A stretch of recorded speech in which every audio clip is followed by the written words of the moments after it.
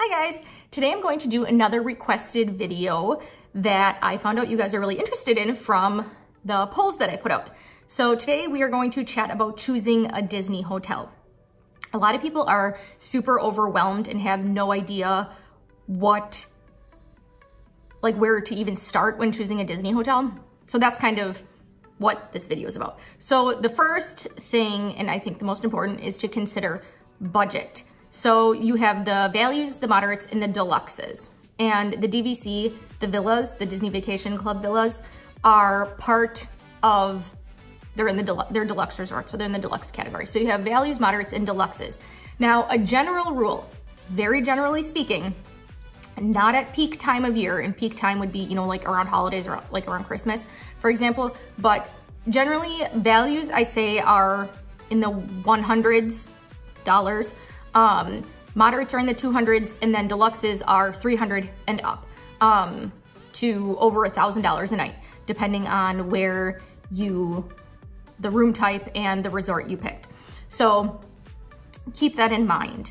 Now, if you are, I think there's the biggest price range in terms of hotels is going to be in the deluxes.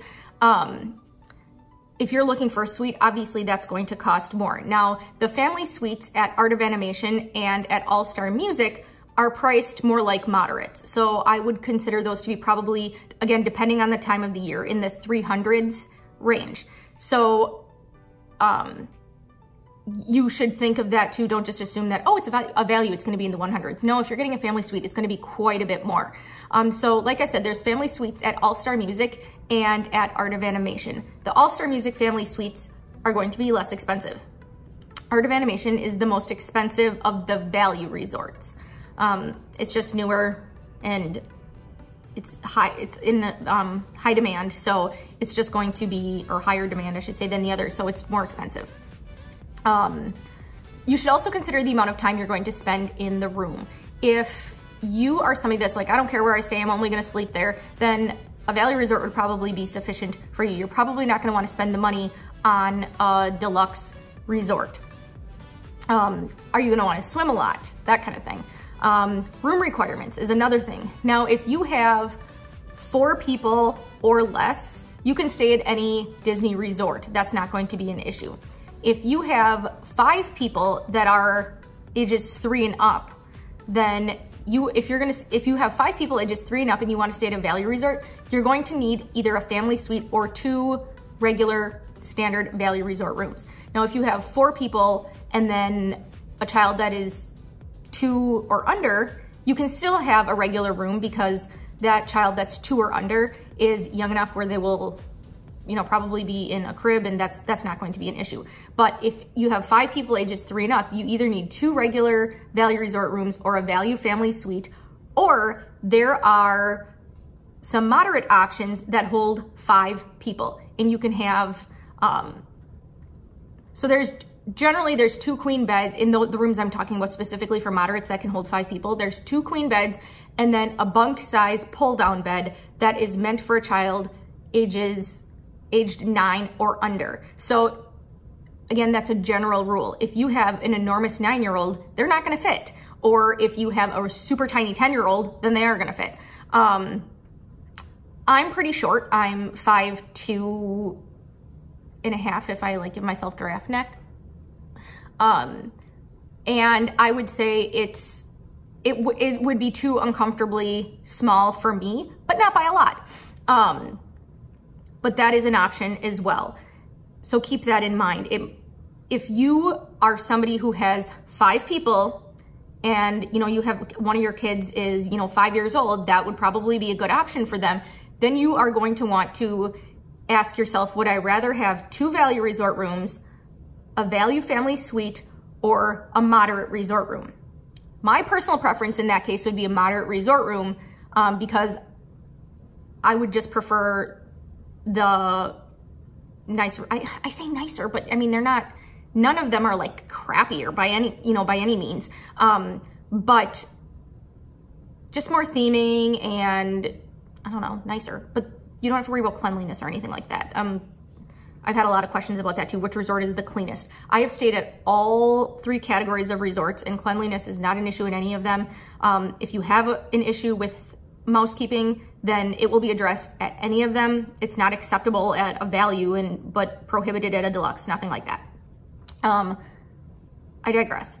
So that's just my personal preferences. I would rather have the moderate resort in that case. You also want to consider if you are in that 5-person range where you're going back and forth about your 3 different room options, how much space do you need? Because a moderate resort in that case is the least amount of space. But if you're not concerned about space and you want the nicer resort, then you definitely want to go for a moderate. And in that case, you would want either Port Orleans Riverside or Caribbean Beach. So keep those things in mind. Once you've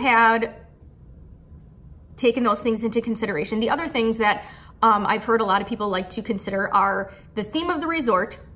They're all kid-friendly.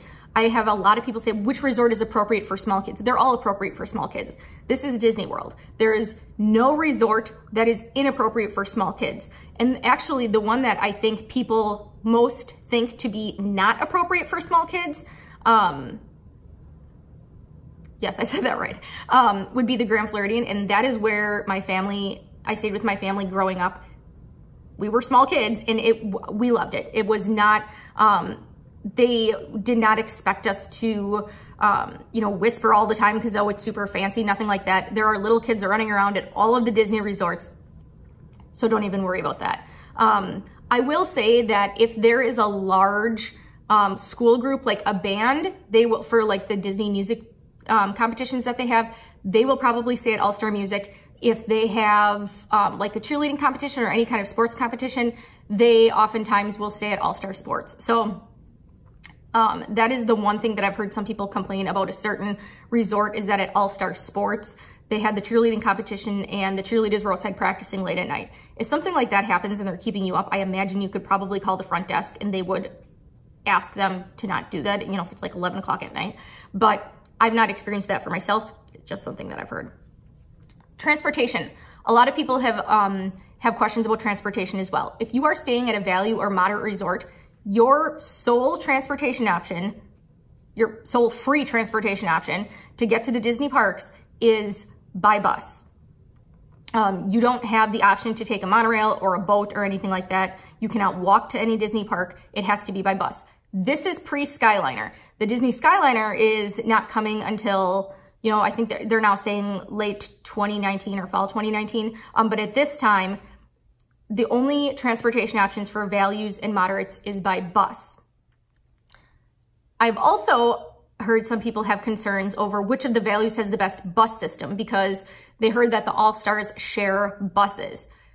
They may share buses, meaning the bus will stop at multiple All-Star resorts, but they also have more buses allotted to the All-Stars than they do to just Pop Century. So the transportation budget for the group of resorts is obviously going to be larger than the transportation resort for Pop Century, if that makes sense. Now, when it comes to different transportation options, that is really where that comes into play in the deluxes. Now, the Animal Kingdom Lodge is the only deluxe where I should say Animal Kingdom Lodge, Saratoga Springs Villas, and Old Key West Villas are the 3 deluxes and deluxe villas that require you to take a bus to all Disney parks. You do not have another mode of transportation. Even at Animal Kingdom Lodge, you cannot walk to Animal Kingdom or take a boat or anything like that. You need to take a bus. So the other options, if you are staying at the Grand Floridian, the Polynesian, or the Contemporary, you can take a monorail to the Magic Kingdom, or the Contemporary, you can walk to the Magic Kingdom. Those are the 2 options. If you want to walk to the Magic Kingdom, the only option for you is the Contemporary. That is the only resort from which you can walk to the Magic Kingdom. The Polynesian and Polynesian Village now, and the Grand Floridian, you can take the monorail or the boat to the Magic Kingdom. All 3 of those hotels require you to take a monorail to Epcot. Now, in the event the monorail goes down, like if the Epcot monorail loop is down, I've had that happen when I'm staying at the Grand Floridian, then they have a bus at the Transportation and Ticket Center, and then where you'll get off the monorail and then you can just take the bus there. So it's not an issue. It's not like you can't go. But those are your transportation options from and I should say, you also have to take a bus from all three of those resorts, Polynesian Village, Grand Floridian, Contemporary. You have to take a bus if you want to go to Hollywood Studios directly from your resort, or Animal Kingdom. So the other deluxes, you have the Boardwalk Inn and the Beach Club and the Yacht Club. And from those resorts, you can walk or take a boat to Hollywood Studios or Epcot, and you take a bus to Magic Kingdom and to Animal Kingdom. Now, all of the villas, other than Saratoga Springs and Old Key West, which I mentioned before, all of the other villas are kind of like attached or part of a deluxe resort, and then the same transportation rules apply. So if you're staying at Bay Lake Tower, it's part of the Contemporary. Again, you would walk to the Magic Kingdom, take the monorail to Epcot, bus to Hollywood Studios or Animal Kingdom. The last thing that I have heard some of my clients can take into consideration in terms of which hotel to choose are the restaurants and food courts. So the values and moderates have food courts, and I will admit, when I had only stayed at deluxes and I had not tried any values or moderates, I was a little leery of this idea. I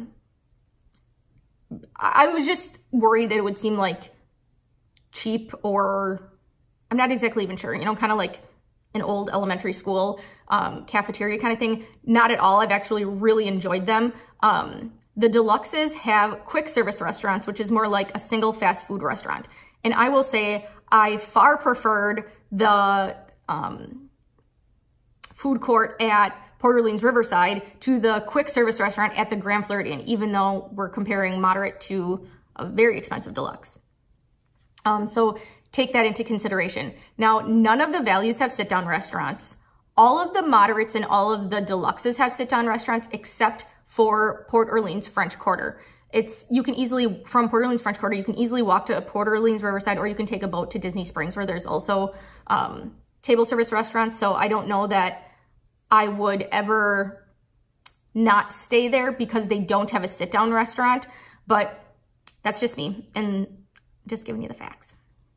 Okay, so we've been over things to consider, general prices, what to do if you have 5 people. Oh yes, okay, so if you have 6 people or more, what are your options? So the Value Family Suites can hold 6 people, or you can there are other suite options. Coronado Springs has a couple of suites. I've literally never had anybody stay in them. I feel like they're more for business type things. They're very expensive.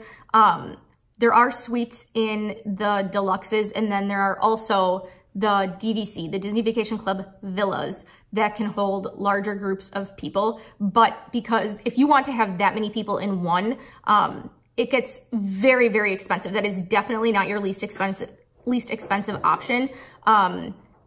It's almost always cheaper to, you know, if you wanted to get like a couple of Value Resort rooms, you can request that your rooms be adjoining or next to each other. It's not guaranteed. As long as you have enough parents to cover the children in separate rooms, even if you're one family, like one immediate family, you know, 2 parents and 3 or 4 older kids, you have enough parents to split up between 2 rooms, so they legally do not have to put you next to or adjoining. If you have 1 parent and 4 or 5 kids, they have to have you adjoining because you can't have kids on their own, obviously. So that's kind of how that works. So at this point, I don't really know too much how the Disney Skyliner is going to change the game in terms of transportation yet. It hasn't started, like I said, it's not taking effect for like another year now. They're currently working on construction. So I don't know how much I would take that into consideration. In terms of if you want to use it, right now I'm kind of the impression that it would be something that's cool to use, but I don't know that it would entirely change my mind to have me stay at a particular resort because of it. I think it would kind of just be a perk to use that rather than a different mode of transportation. But like I said, I don't think it would completely sway my mind to pick one resort over another. And you can always use any Disney transportation system, whether you are staying at that resort or not. People ask me all the time, can I take the monorail to go from Epcot to the Magic Kingdom? I'm not staying at a deluxe. Yes, you can do that. You don't need reservations. You don't have to pay. You don't have to show that you're staying at a particular Disney hotel. Just get on the monorail and go. So if you really want to ride the Disney Skyliner, but you don't want to stay at those resorts, you will likely be able to do that because that's what you can do with all other forms of Disney transportation. So those are a couple of my tips in terms of how to help you choose a Disney hotel. Oh, one other thing I wanted to mention. I had said earlier that the deluxes have the largest amount of variance in terms of price. For regular rooms, again, generally speaking, Animal Kingdom Lodge and Wilderness Lodge are the least expensive of the deluxes. And then the Grand Floridian, Polynesian Village, and Contemporary are the most expensive of the deluxes. So keep that in mind as well in terms of cost. Unless I've gotten a deal like where you have a really big discount, I've not seen rooms at the Grand Floridian under $500 in recent years. I mean, obviously like decades ago, but we're talking recent years here.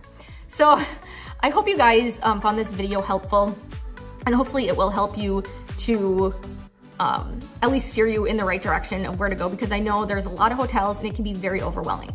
So that's where I'm at right now with my hotel tips. And thank you guys so much for watching, and I will talk to you next time. Bye guys.